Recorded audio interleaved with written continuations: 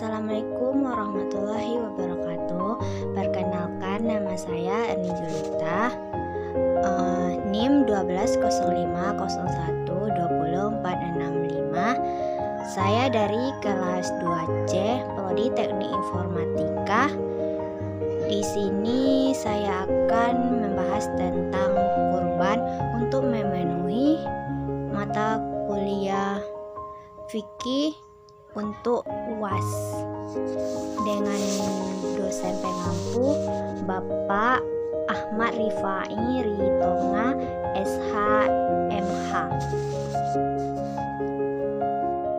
Yang saya akan bahas di sini, yang pertama pengertian kurban, yang kedua hukum kurban, yang ketiga latar belakang terjadinya kurban, yang empat waktu dan tempat penyembelihan kurban, kelima ketentuan hewan kurban, keenam pemanfaatan daging kurban, ketujuh sunnah-sunnah dalam menyembelih, dan yang terakhir hikmah dari kurban. Baiklah, pembahasan yang pertama yaitu pengertian kurban. Apa itu kurban? Menurut bahasa, kurban berasal dari kata karaba, yakrabu, kurban, kurbanan, yang berarti dekat dan mendekatkan.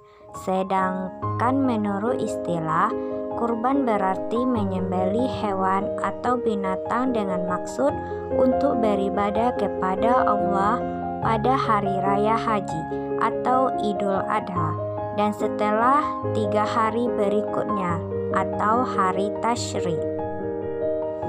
Selanjutnya masih pembahasan dari pengertian kurban. Kurban atau udhiyah ialah binatang yang disembelih baik unta, sapi, kerbau, atau kambing karena menghampirkan diri kepada Allah pada waktu yang akan diterangkan kemudian. Kita masuk pada pembahasan yang kedua, hukum kurban.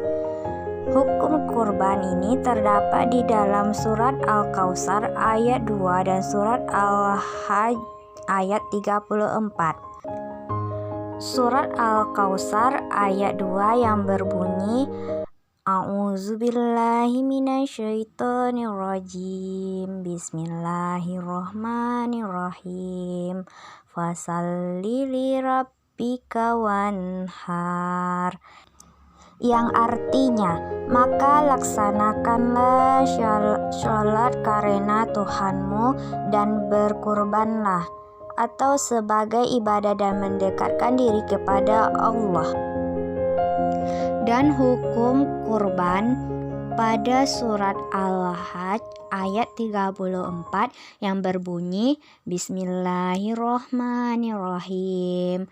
Walikulli ummatin ja'alna mansakal liyazkurusmallahi ala ma razaqahum min bahimatil an'am.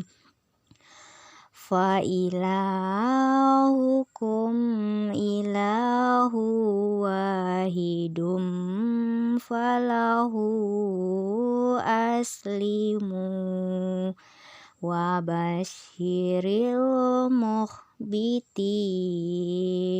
Syadaqallahul azim.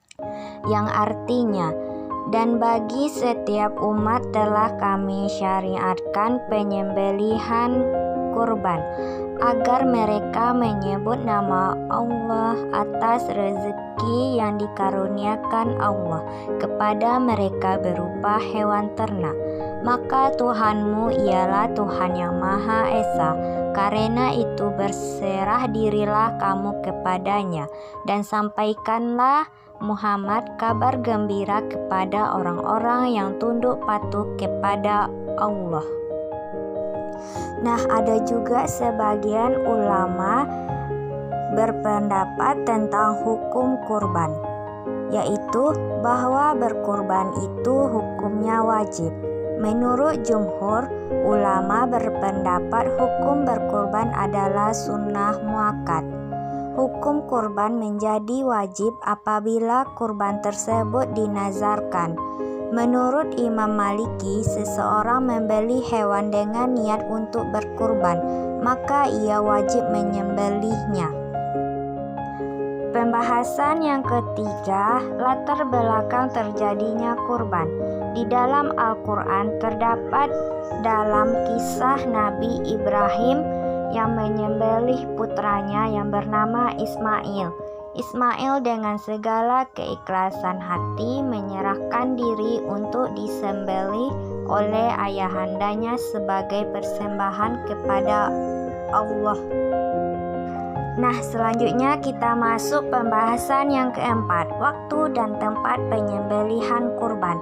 Adapun waktu penyembelihan kurban yaitu sejak selesai sholat Idul Adha atau 10 Zulhijjah sampai terbenam matahari tanggal 13 Zulhijjah. Dan adapun tempat berkurban sebaiknya dekat dengan tempat pelaksanaan sholat Idul Adha. Pembahasan yang kelima, ketentuan hewan kurban. Di sini macam-macam hewan untuk berkurban. Yang pertama, unta, kira-kira umurnya 5-6 tahun. Yang kedua, sapi atau kerbau, diperkirakan umurnya 2 tahun ke atas. Yang ketiga, kambing atau domba, dengan bermacam-macam jenisnya, diperkirakan umurnya 1-2 tahun. Jika belum sampai pada umur yang telah ditentukan, akan tetapi secara fisik atau menyamai atau lebih besar dari yang sampai umur, maka hal tersebut diperbolehkan untuk berkurban. Selanjutnya, kondisi hewan untuk berkurban. Yang pertama, hewan tidak pincang salah satu kakinya. Yang kedua, tidak hilang sebagian telinganya. Yang ketiga, matanya tidak buta sebelah. Yang keempat, tidak dalam kondisi sakit. Yang kelima, dalam keadaan sehat, tidak mengandung atau baru beranak. Yang keenam, tidak terpotong hidungnya. Dan yang ketujuh, sebagian tanduknya tidak patah atau hilang. Pembahasan yang keenam, di sini ada pemanfaatan daging kurban.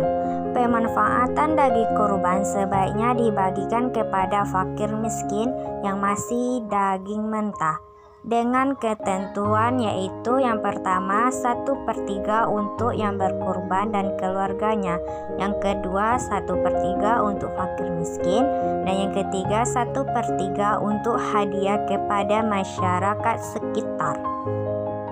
Selanjutnya, pembahasan yang ketujuh, sunah-sunah dalam menyembelih.